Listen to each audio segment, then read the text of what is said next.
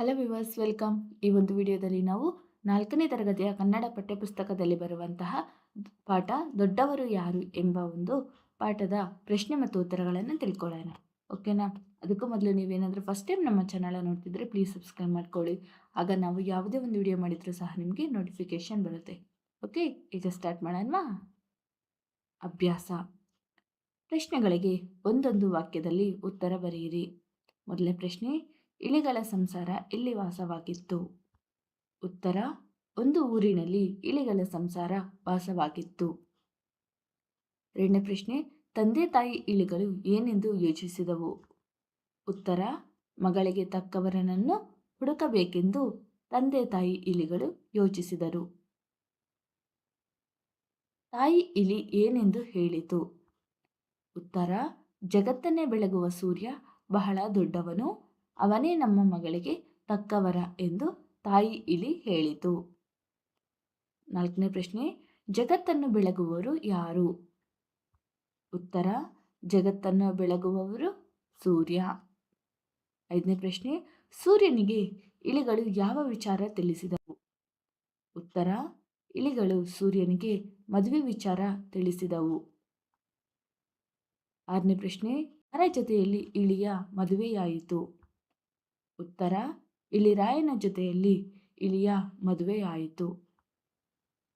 ಕೊಟ್ಟಿರುವ ಮಾತನ್ನು ಯಾರು ಯಾರಿಗೆ ಹೇಳಿದರು?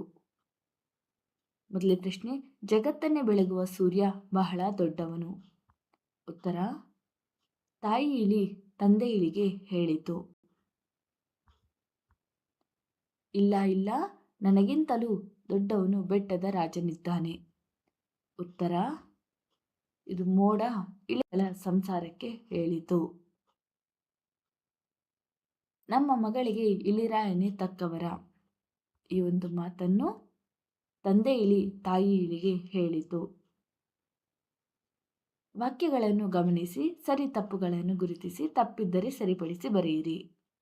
ಒಂದು ಊರು, ಅಲ್ಲೊಂದು ಹುಲಿಗಳ ಸಂಸಾರ ಇತ್ತು. ಉತ್ತರ, ಒಂದು ಊರು, ಅಲ್ಲೊಂದು ಇಲಿಗಳ ಸಂಸಾರ ಇತ್ತು. ಮಗನಿಗೆ ಸರಿಯಾದವರ ಬೇಕೆಂದು ಇಲಿಗಳು ಯೋಚಿಸಿದವು.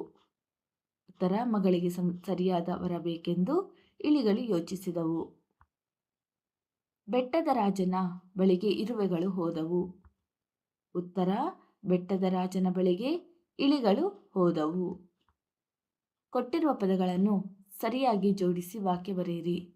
ತಂದೆ ಇಲಿಗಳು ಯೋಚಿಸಿದವು ತಾಯಿ.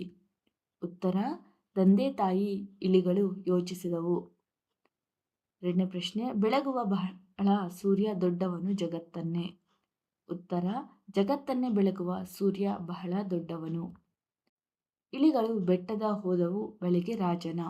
ಇದರ ಸರಿಯಾದ ವಾಕ್ಯ, ಬೆಟ್ಟದ ರಾಜನ ಬಳಿಗೆ ಇಲಿಗಳು ಹೋದವು. ಭಾಷಾ ಚಟುವಟಿಕೆ. ಕೊಟ್ಟಿರುವ ಪದಗಳಲ್ಲಿ ಸರಿಯಾದ ಪದ ಆರಿಸಿ ಬಿಟ್ಟ ಸ್ಥಳದಲ್ಲಿ ಬರೆಯಿರಿ. ಪದಗಳು ಬುದ್ಧಿವಂತ, ಸುಂದರವಾದ, ಇಂಪಾಗಿ, ಚೆನ್ನಾಗಿ. ಮೊದಲನೇ ಪ್ರಶ್ನೆ, ನವಿಲು ಡ್ಯಾಶ್ ಪಕ್ಷಿ. ಉತ್ತರ, ಸುಂದರವಾದ.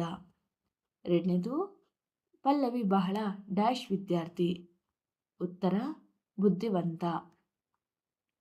ಕೋಗಿಲೆ ಡ್ಯಾಶ್ ಹಾಡುತ್ತದೆ, ಇಂಪಾಗಿ.